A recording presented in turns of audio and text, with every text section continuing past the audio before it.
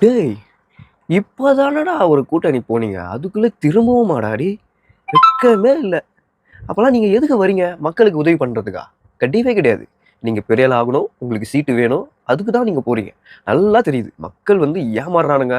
மக்கள் எதுக்கு லாக்கின்னு சொல்லட்டுமா உங்கள்கிட்ட?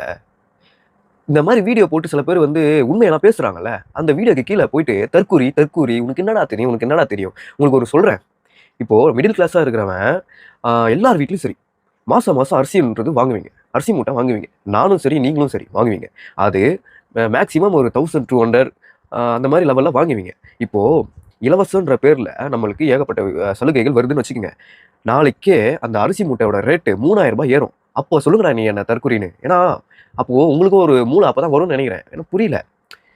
இலவசன்ற பேர்ல என்னென்னமோ பண்றானுங்க. அது வந்து இப்போ என்ன நடக்க போகுதுன்னே ஒரு பயமா இருக்கு. ஏன்னா, இலவசம் எந்த அளவுக்கு வருதோ அந்த அளவுக்கு போயிடும். ஏன்னா, இப்ப விலைவாசி அதிகமா ஏறுது. இப்போ ஒரு சிம்பிளா சொல்றேன். இப்போ தண்ணி கேன் ரூ. 30 அது ஏறும் பாருங்க இப்போ இன்னும் கொஞ்ச நாள்ல.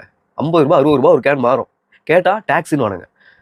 அவ்வளோதான். முடிச்சு விட்டானுங்க போங்க. இப்போ உங்க தலைவர பத்தி நான் எந்த ஒரு விதமா எதுவும் சொல்லலங்க. உங்க தலைவர் நல்ல தலைவர் தான். நான் என்ன கேட்கிறேன்னா, லேப்டாப் குடுத்தீங்க. அது 4 வருஷமா குடுக்காத லேப்டாப்ப இந்த வருஷம் எதுக்கு குடுத்தீங்க? அதுக்கு பதில் மட்டும் சொல்லிட்டு நீங்க போங்க. ஒரே ஒரு கேள்வி, சிம்பிள் கேள்வி தான். அந்த கேள்விக்கு நீங்க டிஎம் பண்றீங்களா, எது வேணா பண்ணுங்க. அதுக்கு கேள்விக்கு பதில் நான் கேட்கிற கேள்விக்கு அந்த பதில் மட்டும் சொல்லிட்டு போங்க. 4 வருஷமா குடுக்காத லேப்டாப்ப இப்ப ஏன் தர்றீங்க?